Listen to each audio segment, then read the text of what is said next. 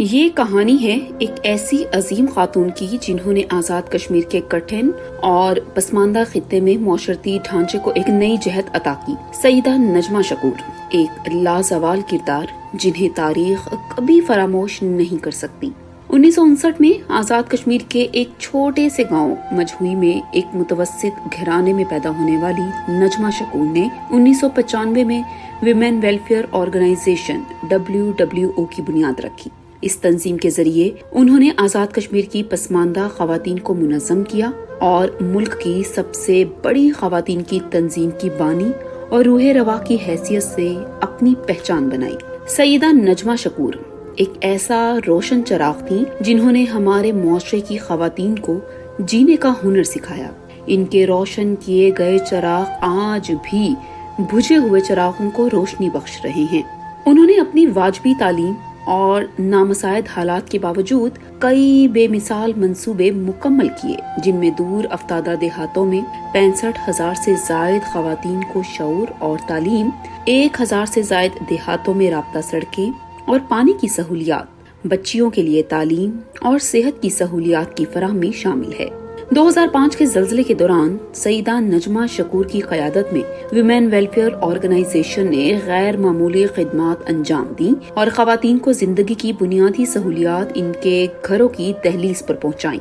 اس کے علاوہ معذوری کا شکار افراد کے لیے معاشی اور تعلیمی سہولیات کی فراہمی کے لیے سیدہ نجمہ شکور کے فعال کردار کو بھی کبھی فراموش نہیں کیا جا سکتا۔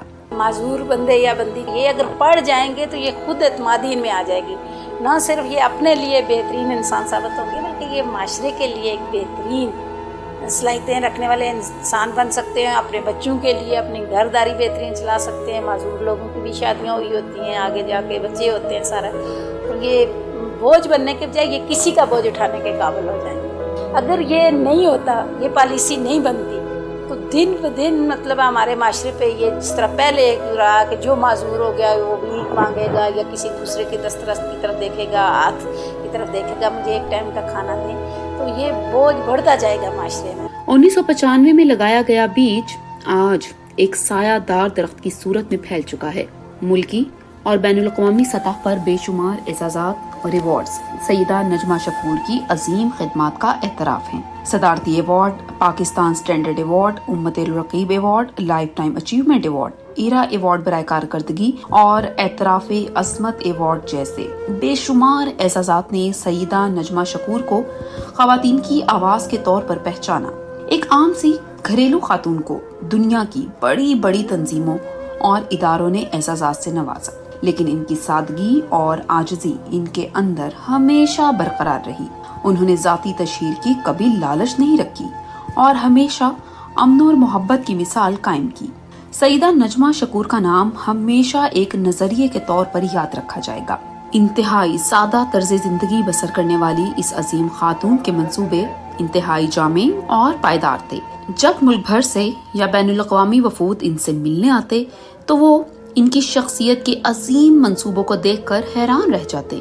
سیدہ نجمہ شکور نے اس خیال کو پاؤں تلے رون ڈالا کہ عورت معاشرے کے سدھار میں کوئی خاطر خواہ مقام نہیں رکھتی۔ انہوں نے بلا خوف و خطر اپنے عزم اور جنون سے وہ سب کچھ کر دکھایا جو بہت سے مرد بھی کرنے کی جرات نہیں کر سکتے۔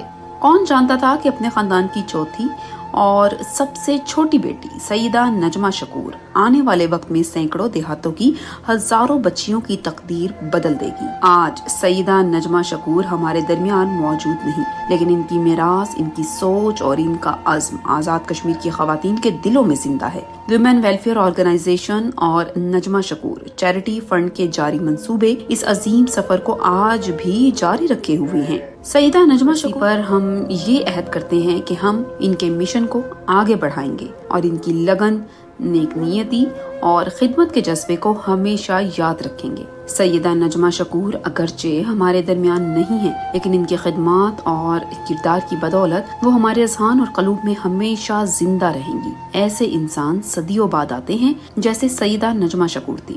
ان کا ذکر کبھی ختم نہیں ہو سکتا۔ اللہ تعالیٰ ان کی مغفرت فرمائے اور انہیں جنت الفردوس میں اعلیٰ مقام عطا فرمائے، آمین۔